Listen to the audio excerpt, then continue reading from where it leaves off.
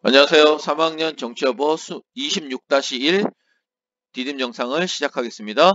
저번 시간에 이어서 선거제도, 우리나라 선거제도에 대한 얘기를 하고 그 다음에 문제풀이를 하도록 하겠습니다. 자, 미래행 교과서 93쪽에 있는 내용인데 우리나라 국회의원 선거제도가 그냥 어떤 후보자에게 뽑으면 그 후보자가 A라는 후보자에게 투표를 하면은 이 A 후보자가 속해 있던 가정당에게 자동적으로 표가 가는 그런 1인 1표제를 실시하다가 2004년에 1인 2표제 A 후보자에게 한 표를 찍고 그 다음에 정당에게도 한 표를 찍는 1인 2표제로 바뀌게 되었는데 왜 그렇게 바뀌었냐면은 헌법재판소에서 이 1인 1표제를 위헌 결정을 했죠. 왜 위헌 결정을 했냐면은 그 1인 1표제가 정당 명부에 대한 투표가 따로 없어 유권자가 비례대표에 대한 직접적인 결정권을 갖지 못하므로 바로 직접 선거 원칙에 위배된다라고 본 겁니다. 내가 어떤 후보자에 대한 선호와 정당에 대한 선호가 다르더라도 그게 같이 갈 수밖에 없었죠. 1인 1표제는. 그래서 이런 어떤 그 정당 명부에 대한 투표가 따로 없는 것은 직접 선거 원칙에 위배된다라고 헌법재판소에서 판결을 한 겁니다. 그리고 특정 유권자가 무소속 지역구 후보자에 투표하는 경우에 그 투표는 무소속 후보자의 선출에만 기여할 뿐이고 비례대표 의원의 선출에는 전혀 기여하지 못하여 투표 가치 불평등이 발생하죠. 그래서 평등선거 원칙에도 위배된다라고 해서 위헌 결정을 내렸습니다. 그래서 2004년부터 우리나라는 1인 2표제로 변경되었다. 이렇게 얘기할 수 있겠네요. 자, 탐구활동 4번을 보도록 하겠습니다. 학습지 77쪽입니다. 우리나라 선거제도의 발전 과정을 보면은 자, 자료 1번 선거구별 인구 편차를 줄이기 위한 선거구 재획정 이렇게 되어 있는데 헌법재판소에서 2014년 공직선거법 관련 조항에 대해 헌법 불합치 결정을 내리고 선거구별 인구 편차를 현행 3대1에서 2대1로 바꾸라는 그런 입법 기준을 제시했죠. 헌법재판소는 인구 편차를 3대1 이하로 하는 현재의 기준을 유지하면 투표 가치 지나친 불평등이 발생해서 이걸 뭐라고 그랬죠, 선생님이? 그렇죠? 표의 등가성에 문제가 발생하는 거죠. 표의 등가성에 문제가 발생해서 무슨 선거 원칙이죠? 그렇죠. 평등 선거 원칙에 위배된다 라고 얘기할 수 있습니다.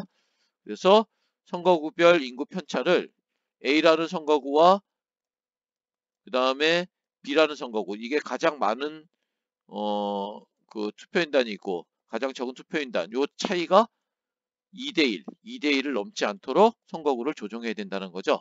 바로 이런 표의 등가성 문제를 해결하기 위한 그런 어떤 결정이라고 볼 수 있습니다. 그 다음에 재외선거 제도를 도입했다라고 얘기하고 있는데 재외선거라는 것은 우리나라 국적을 가진 해외에 거주하는 많은 우리나라 국민들이 있죠. 이 국민들의 선거권을 투표할 수 있는 권리를 보장해 줘야 된다라고 해서 그 제외 국민의 참정권을 제한하는 공직선거법 규정에 대해서 헌법재판소가 이거는 평등권에 침해한 거고 또 누구나 선거할 수 있는 권리를 침해한 거죠. 자, 무슨 원칙일까요? 그렇죠. 바로 보통선거의 원칙을 침해했다. 그래서 2009년부터는 제외 국민도 국외에서 참정권을 행사할 수 있게 되었다라고 하고 있네요. 자, 그래서 가는 평등선거 원칙, 나는 보통선거 원칙에 위배됐다라고 얘기할 수 있습니다. 자료 2외에 우리나라 선거 발전을 위해 시행하고 있는 제도로는 사전투표제도, 그 다음에 배 위에서 할 수 있는 선상투표제도, 멀리 나가 있는 그런 어떤 원양어선 선박에 속해 있는 우리나라 국민들이 선거를 할 수 있게 된 거죠. 자, 그 다음에 이제 개념 체크 문제 풀어보도록 하겠습니다. 먼저 문제 풀고 영상을 보면 좋겠습니다. 선거는 주권을 행사하는 기본적 수단이다. 맞는 얘기고 선거는 국민의 대리인을 선출하는 행위다. 자, 대리인이 아니라 대표자를 선출하는 행위죠. 대리인이라는 거는 국민이 시키면 시키는 대로 하는 거죠. 근데 그 국회의원은 국민의 대표자 역할을 하기 때문에 자신의 어떤 관점이나 주관에 따라서 본인이 행동을 하고 그 다음에 추후에 선거를 통해서 다시 재신임을 받는 그런 과정이죠. 그러니까 대리인이라고 한 것이 틀렸습니다. 대표자라고 봐야 되겠습니다. 그 다음에 일정 연령 이상의 국민에게는 성별이나 인종의 차별 없이 동등한 선거권을 부여하는 것은 보통선거이다. 맞는 얘기고, 다수 대표제는 1등만 당선되는 제도다. 가장 많은 득표를 한 사람만 당선되는 거죠. 맞는 얘기고, 결선 투표제는 소수 대표제와 관련이 있다.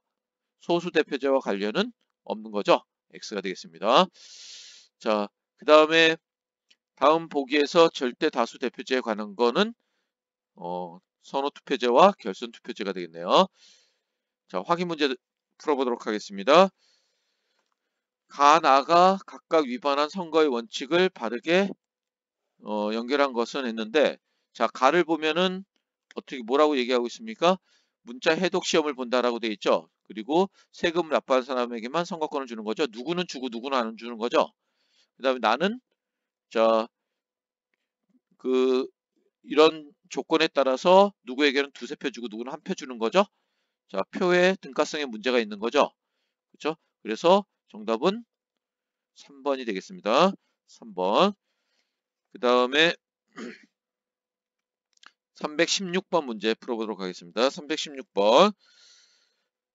다음은 각국의 정당별 득표율과 의석률을 나타내는 것이다. 이에 대한 분석 및 추론으로 옳은 것은 했는데, 여기서 2014년이 있고 2018년이 있는데, 자, A당, B당, C당의 득표율과 의석률이 나와 있습니다. 그리고 다른 조건은 지금 전혀 없죠. 지금 A당은 2014년과 달리 2018년에는 과소대표됐다는 의미가 뭡니까? 과소대표됐다는 것은 득표율은 많은데 의석률은 그에 훨씬 못 미칠 경우에 과소대표되었다. 이렇게 얘기하는 거죠. 근데 여기 2014년에는 오히려 과대대표됐다고 볼 수 있죠. 근데 2018년에는 거의 의석률과 득표율이 비슷하죠. 그 말은 과소대표되었다라고 얘기는 할 수 없을 것 같네요. 그 다음에 B당은 2014년과 18년에 같은 수의 의석수를 차지했다고 했는데, 자, B당을 보면은 2014년, 18년 보면은 여기는 저기 알 수가 없죠. 전체 지금 여기 득표율은 같지만은 우리가 전체 의석수를 알 수가 없기 때문에 이거는 알 수가 2014년과 18년을 단순 비교할 수는 없는 거죠. 뭐 2014년에 100석이었는데 2018년에 200석이 될 수도 있는 거고 그렇습니다. 그다음에 3번 문제. 2014년에는 B당에서 사표가 가장 많이 발생할 것이다. 2014년에 여기 보면은 B당이 13% 차이가 나고 있죠. 그러니까 가장 사표가 많이 발생했다고 얘기할 수 있겠네요. 의원 내각제 국가라면 2014년 연립 내각이 구성되었을 것이다. 자, 그쵸. 여기 과반수를 차지한 정당이 없는 거죠. 여기 죄송합니다. 의원 내각제 국가라면 2014년에는 연립 내각이 구성될 것이다 했는데, 여기 보면은 A당이 의석률이 65%에서 과반수가 넘고 있네요. 그러니까 단독 내각이 구성되겠네요. 투표율이 높아질수록 득표율과 의석률의 차이는 줄어들 것이다. 득표율과 의석률의 차이의 상관관계는 알 수가 없는 거죠. 자, 그 다음에 선거구제를 가에서 나로 변경할 경우 가는 한 명만 뽑는 거니까 소선거구제, 2명 이상이니까 중대선거구제가 되겠네요. 그래서 가에서 나로 이동하면은 사표가 줄어들겠죠. 유권자의 후보자 파악이 오히려 범위가 넓어지니까 어려워질 수 있겠죠. 그래서 여기서는 정답이 디귿 니을이 되겠습니다. 그 다음에 320번 문제. 다음은 각국의 정당별 의석수를 나타내는 것이다. 각국의 선거 제도에 대한 옳은 분석을 보기에서 고른 것은 이렇게 했는데, 여기 보면 2012년이 있고 16년이 나와 있는데 A, B, C, D 정당이 있습니다. 지역구 수는 100개고 소선거구제를 채택하고 있습니다. 그러면은 소선거구제라는 건 뭘까요? 지역구 수와 그 다음에 의석수가 같은 거죠. 그러면은 지역구 의원 수는 100명이죠. 근데 지금 의석수가 여기 보면은 의석수죠. 이게 의석수가 200석이니까 나머지 100석은 뭐가 되는 걸까요? 어, 비례대표가 되는 거죠. 비례대표가 100명이라는 걸 알 수 있습니다. 비례대표 의석을 배분하기 위한 별도의 선거가 없는 거죠. 그러니까 이 말은 무슨 말일까요? 1인 1표제라는 얘기죠. 후보자에게 투표를 하게 되면 후보자가 속한 정당에게 그, 어, 그 득표가 가는 거죠. 그래서 여기서 정답은 지역구 의원 선거에서 다수 대표제를 채택하고 있다 했는데 소선거구제니까 여기서는 다수 대표제라고 볼 수 있겠네요. 그다음에 대통령제 국가라면 2010년 여기서는 대통령제 국가라면은 여당이 누가 된다고 했습니까? 그렇죠. 대통령을 배출한 정당이죠. 근데 여기서는 누가 대통령을 배출했는지를 알 수가 없죠. 그래서 여대 야소 다시 말해 여당이 많고 야당이 적은 그런 정국인지 아닌지 알 수가 없는 거죠. 현행 비례대표 의원 선출 방식은 직접 선거 원칙에 위반된다. 맞는 얘기죠? 그래서 우리나라는 1인 2표제로 바뀌었다는 얘기 했습니다. 정답은 기억 디귿이 되겠고 의원 내각제 국가라면 2012년에 비당이 단독 내각을 구성했을 것이다 했는데 과반수가 안 되죠? 연립 내각을 구성해야 되겠네요. 그 다음에 324번 문제 우리나라의 선거제도 가라의 취지에 대한 옳은 설명을 보기에서 고른 것은 어, 후보자 등록 신청 시 일정액을 기타가 들어간다. 이거는 후보자의 난립을 막기 위한 제도죠. 사표 발생 가능성을 최소화하는 것과는 관련이 없습니다. 그 다음에 국회의원 선거는 행정기관이 임의로 정해서는 안 되고 국회에서 법률로 정해야 된다. 이거는 무소속 후보의 당선 가능성과는 관련이 없는 거죠. 공정한 선거를 위해서 있는 제도죠. 그래서 정답은 여기서 5번이 되겠고 투표 이런 사전투표 제도를 통해서 투표율을 높여서 당선자의 대표성을 강화하는 데 목적이 있는 거죠. 그리고 후보자 간 선거운동 기회를 균등하게 하는 것은 바로 이런 어떤 선거 비용의 지출 상한액을 정해놓고 그 다음에 일정 조건을 갖춘 후보자에게는 득표율을 일정 부분 한 후보자에게는 선거운동에 소요된 비용을 보전해 주는 거 이런 건 다 선거 공영제와 관련이 있고 그 다음에 어떤 기회 균등과 관련이 있다 이렇게 얘기할 수 있겠네요. 그 다음에 마지막 문제입니다. 326번 문제 다음 자료에 나타난 이 그림 뭘 의미할까요? 그렇죠. 바로 게리맨더링 현상을 얘기하는 거죠. 선거구를 지 맘대로 한 거죠. 자 이렇게 되면은 공정한 선거를 할 수가 없겠죠.